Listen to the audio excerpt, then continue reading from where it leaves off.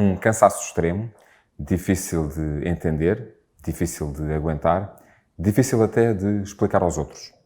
Muitos doentes que tiveram infecção por Covid-19 desenvolvem depois síndrome pós-Covid.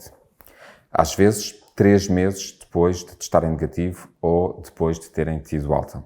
Para pormos a saúde em dia, quando falamos de pós-Covid e de síndrome pós-Covid, temos hoje 2 convidadas. A doutora Patrícia Maia tem 46 anos, é licenciada em Medicina desde 1998 e especialista em Medicina Geral e Familiar desde 2004. Está, desde 2017, no Hospital Lusíadas, onde coordena a equipa de Medicina Geral e Familiar e faz consulta pós-Covid.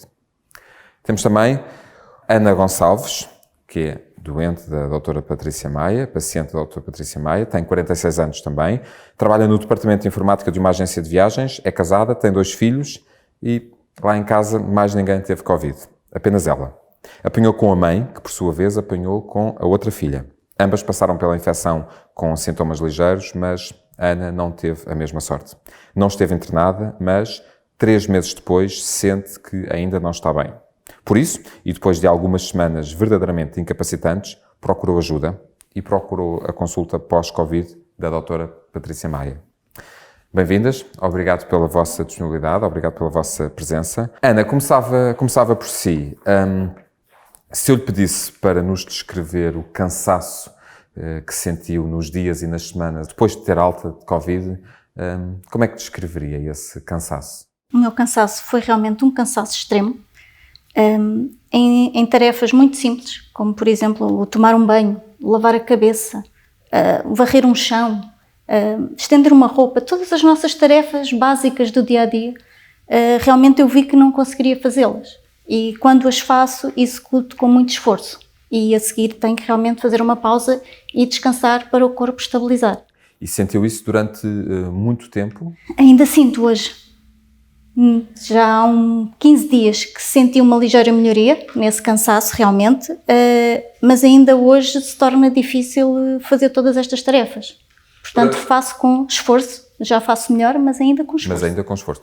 Para tentarmos entender um pouco melhor esta cronologia e este tempo de duração até ao dia em que estamos hoje, e portanto, o resultado positivo do teste no início de janeiro? Sim. E quando é que teve alta?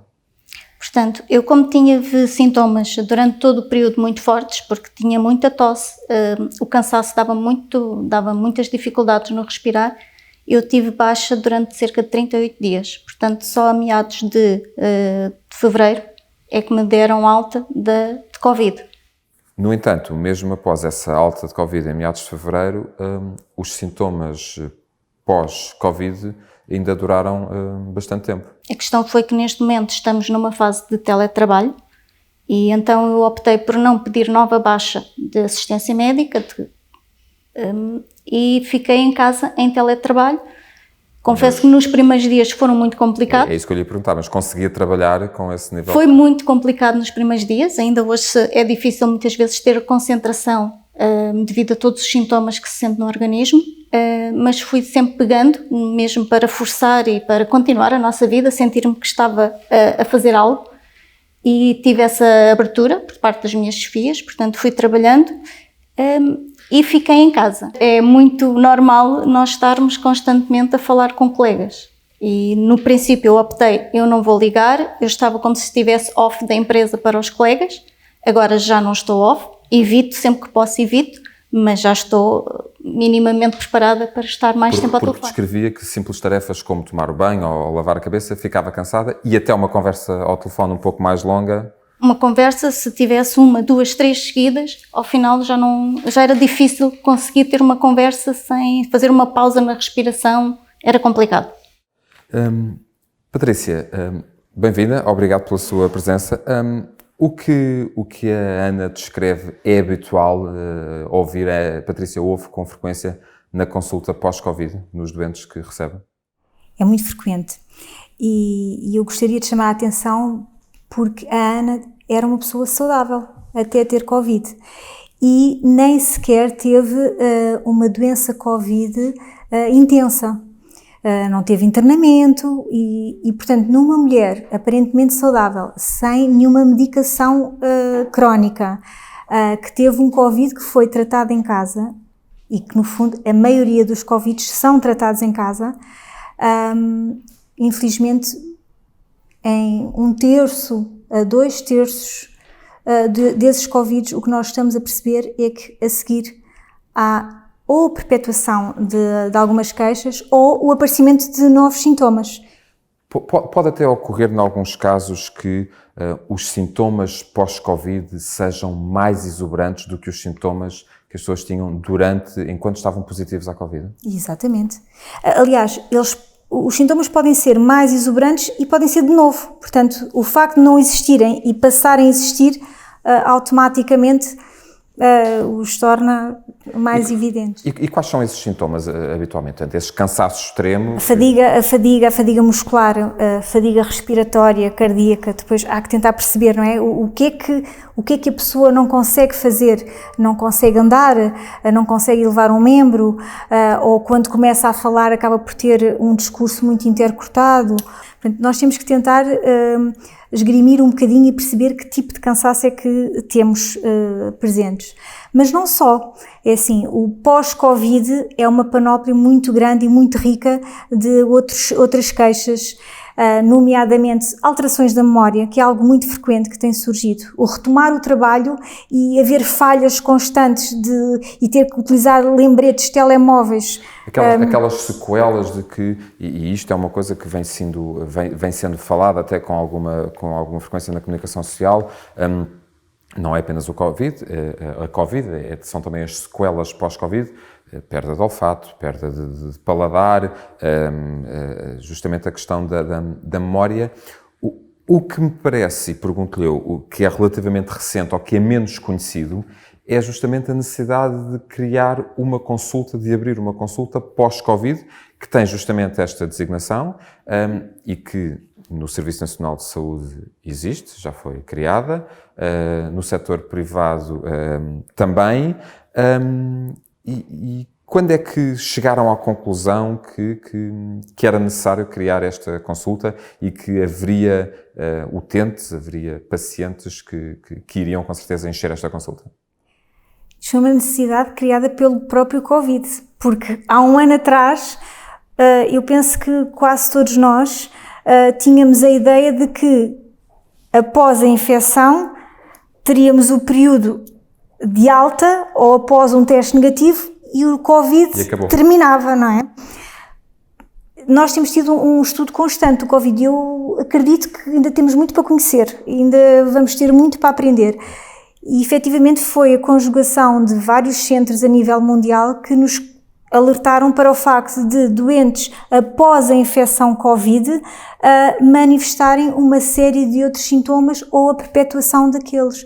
Portanto, acabou por ser uma necessidade a criação desta consulta porque nós não podíamos abandonar os nossos doentes de todo.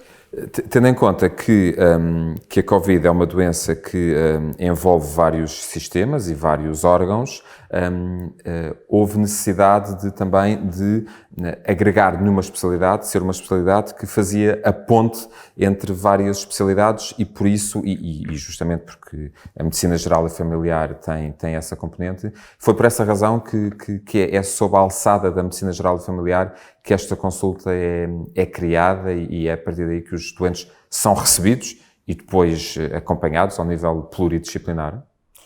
Eu não gostaria de utilizar a palavra sob a alçada de. Eu penso que nós somos a porta de entrada mas acima de tudo a consulta pós-Covid é uma consulta multidisciplinar, em que a medicina geral e familiar faz uma primeira abordagem, percebe como é que foi a doença Covid, que doente é que nós temos anterior ao Covid. É muito importante essa comparação, que doente era este antes do contágio. Nomeadamente uma coisa tão simples quanto o fazer desporto. Se eu tiver alguém que faça desporto com uma grande intensidade, eu já vou ter que ter cuidados acrescidos, nomeadamente a nível cardíaco.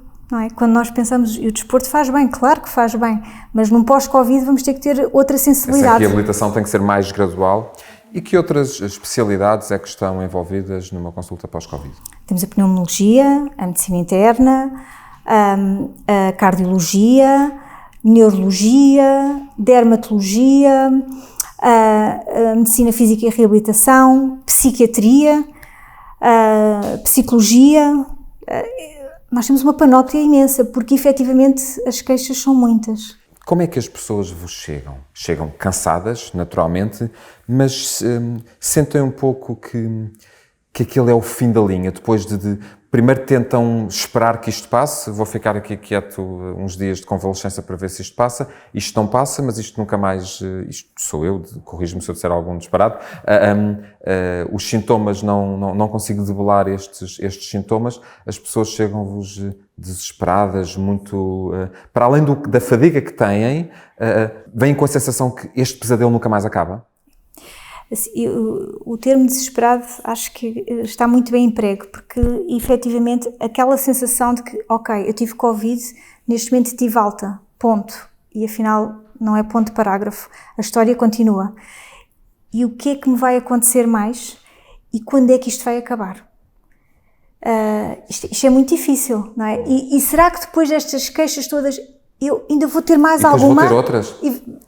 E o médico também não consegue responder isso. E esse é que é o drama, é que nós valorizamos, há algo aqui, matéria para estudar, mas sempre que me perguntam, doutora, quando é que isto acaba, eu vou ficar bem? Não sabe responder. Eu ainda hoje digo, não sei.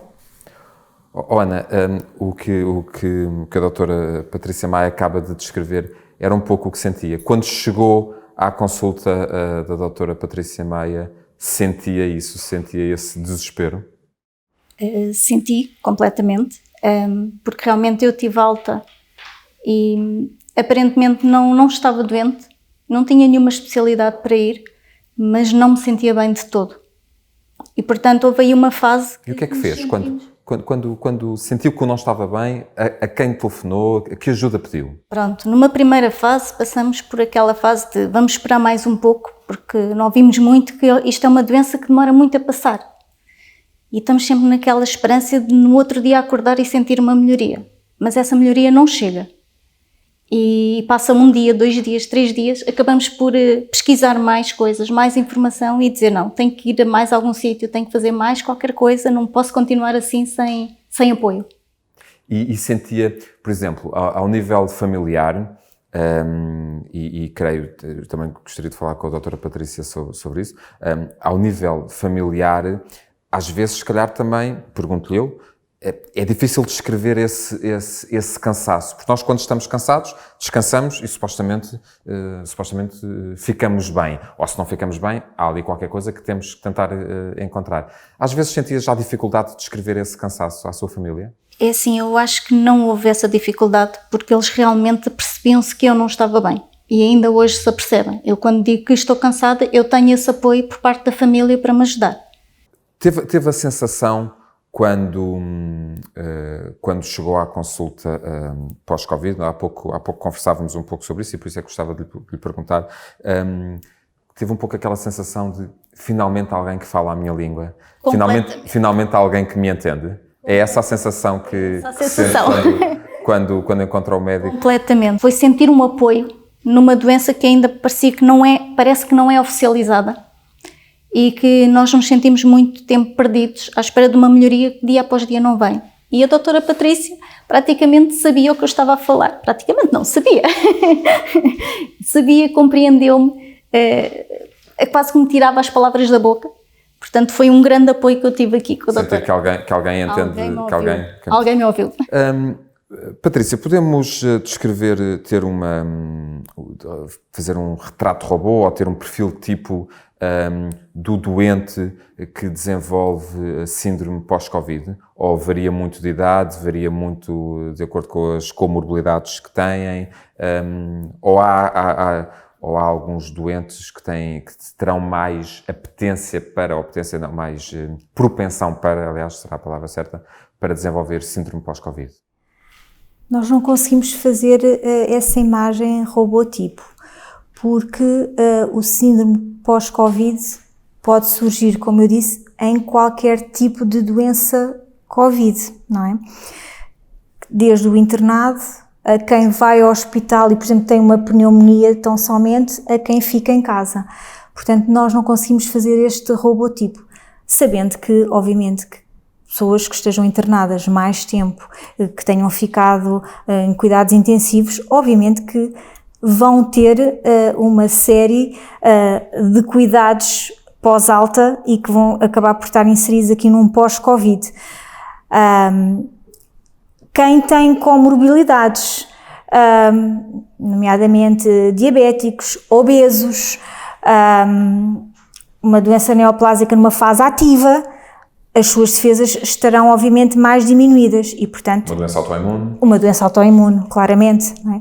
Portanto, é expectável que, obviamente, que esses doentes possam ter maior probabilidade de um pós-Covid e nós temos que estar atentos a isso mesmo e temos que sensibilizá-los para isso mesmo. Não só porque quem nos chega a uma consulta pós-Covid já chega com essa informação, não é? Mas, neste caso, como médica de família, eu devo ter esse cuidado de informar os meus doentes. Agora vamos ter mais atenção a uma série de queixas, não é? Porque podemos introduzir esse síndrome pós-Covid. Para quem nos está a ver e se sente de alguma forma alguma ligação com o tema sobre o qual estamos a falar, mas que se sinta demasiado cansado para isso ou que tenha ainda alguma resistência a voltar aos serviços de saúde, uma primeira consulta pós-Covid pode ser feita em videoconsulta ou em teleconsulta? Sim, pode, claro que sim. A primeira abordagem nós tentamos mesmo que seja em vídeo ou a teleconsulta, precisamente porque é uma fase em que nós estamos a tentar estratificar aquele doente e tentar aplicar protocolos já de acordo com o pós-Covid que estamos a começar a observar. E pensamos que também se torna mais fácil, porque houve ali um abalo, Covid, e quando há dúvida que a pessoa tem de quando chegar a nós, estou ou já não estou infectado, precisamente para não criar nem essa confusão na população, nem alguma sensação de mal-estar, é preferível mesmo que esta primeira abordagem seja em vídeo ou tele. Okay. É necessário, ou é visto caso a caso, os doentes que chegam a uma consulta pós-Covid fazerem exames complementares de diagnóstico? Ou veem sempre, cada caso é um caso e, portanto, alguns poderão precisar de fazer análises, outros não, uns poderão precisar de fazer um raio-x tórax, outros não, ou há uma bateria de exames protocolados que esses doentes devem seguir para tentar encontrar aí sequelas? Os exames não estão protocolados igualmente para qualquer grupo pós-Covid. Temos que perceber o que é o pós-Covid, porque é que ele surge. Ele surge baseado numa inflamação sistémica do organismo e, como tal, há uma série de exames que efetivamente estão protocolados, mas de acordo com o grupo em que nós estratificamos aquele doente e, partindo desse pressuposto, sim, então vamos aplicar alguns exames, sabendo que normalmente em termos de análises, nós obviamente que vamos ter que avaliar desde marcadores cardíacos a muitos inflamatórios e obviamente também avaliar em termos de coagulação, são os parâmetros que mais avaliamos. E depois vamos integrar isto nas queixas todas que a pessoa nos apresenta, obviamente. Essa conversa, ou essas conversas, porque não é apenas uma, serão várias, que tem com o doente, é importante também envolver as outras pessoas do agregado familiar para ajudar a perceber melhor o ecossistema daquele doente que tem à frente, seja presencialmente, seja à distância? É muito importante a dois grandes níveis. Em primeiro lugar, sensibilizar aquela família, nomeadamente, por exemplo, para o cansaço que a Ana teve. A Ana foi uma doente que teve, felizmente, uma família que a compreendeu. Mas quantificar o cansaço é muito difícil, não é? E há muitos familiares que infelizmente não percebem o que é uma mãe que normalmente faz tudo de um momento para o outro. A mãe está sentada no sofá à espera que lhe ponham a mesa, por exemplo. Encontra muitos doentes que que do lado das respectivas famílias ouvem: então, mas tu já não tens Covid, já não estás positiva, porque é que ainda te continuas a queixar? Isso ainda... Isso acontece, a população não está neste momento sensibilizada para o pós-Covid. E este cansaço extremo, que muitas vezes é maior do que em Covid, e mais arrastado, e efetivamente não há esta sensibilidade. E depois há outra questão, que nós numa consulta pós-Covid conseguimos muitas vezes triar até outros familiares que também estiveram infectados e têm outras queixas totalmente diferentes, mas que se inserem num grupo pós-Covid. E é uma forma também de sensibilizarmos essas pessoas. Esta Ana com que nós estamos a conversar agora, que está agora aqui entre nós, é uma Ana bastante diferente da Ana que chegou à sua consulta no dia 24 de fevereiro. Sem dúvida. Aliás, tenho que fazer a inconfidência de que a Ana hoje chegou aqui a subir umas escadas. É verdade, a Ana subiu as escadas. Quando a Ana não conseguia dizer-me uma frase. Se tentarmos estabelecer aqui datas, e portanto já me referiu que varia muito, há um período médio após a alta de Covid em que os doentes chegam a esta consulta? Sim, sensivelmente após um mês, após a alta. Após a alta, certo, okay? Após a alta. Sensivelmente, porque por norma há sempre aquela expectativa de que estou a melhorar ou não, e se nós pensarmos nesta expectativa de 15 dias, depois o agendamento acabam por, ao fim do mês, já vêm com a nítida convicção de que algo não está bem. Algo não está bem. Só esperei 15 dias. Mas lá está, justamente porque os casos não são, as situações não são todas iguais e, portanto, o cansaço e a fadiga que se sente. Acha que há falta de informação para este pós-Covid? Acha que há falta de literacia, e estas conversas pretendemos que sejam justamente um passo importante de literacia em saúde, mas no caso concreto pós-Covid, falta informação, falta divulgação, falta informar melhor a população geral sobre o que acabou de nos dizer, os sintomas a que estar atento e não desvalorizar este quadro? Penso que nós temos nos objetivado muito em termos de Covid e efetivamente nos temos esquecido, ou não sabíamos, provavelmente. Eu acho que passa mesmo também por este... É tudo muito novo, não é? Por este nosso desconhecimento. Agora que deveríamos alertar muito mais para este pós-Covid, claro que sim. Eu gostava de vos agradecer a vossa disponibilidade, a vossa partilha. Ana, muito obrigado.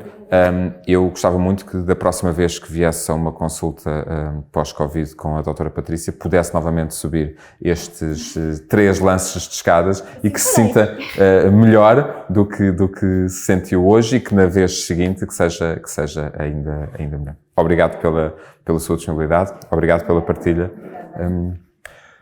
Não desvalorizar alguns sintomas que podem ser enquadrados num quadro pós-Covid, estar atento a questões como fadiga, alterações no sono, além dos clássicos da falta de paladar, a falta de olfato, mas em todo o caso, ou acima de tudo, em caso de dúvida, consultar um especialista em medicina geral e familiar pode ser uma boa porta de entrada para obter mais informações sobre isso e para, com isso, conseguir manter a sua saúde em dia. Obrigado.